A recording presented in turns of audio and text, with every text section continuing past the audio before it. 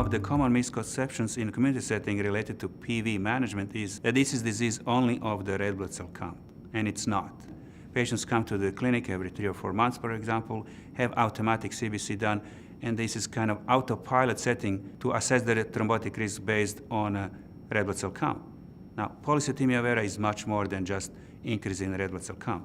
It comes with increased white cell count, increased platelets, progressive increase in spleen, and a number of symptoms related to polycythemia vera. So symptom burden may be significant.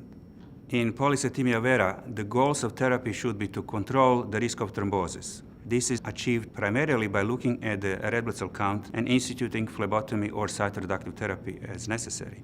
But beyond that, at this time and age, we also look at increase in white blood cell count, increase in platelets, progressive increase in the spleen, or control of the PV-related systemic symptoms. Therefore, we have 5 factors that we should assess every time we see a polycythemia vera patients. We are talking about the person. So one needs to control the blood cell count, spleen, and symptoms that are related to PV. If that is not achievable, that is the sign of advanced polycythemia vera. Management of PV patients usually is tied to control of a thrombotic risk. We know how to identify patients at a high risk for thrombosis within the PV pool of patients and act appropriately to decrease that risk.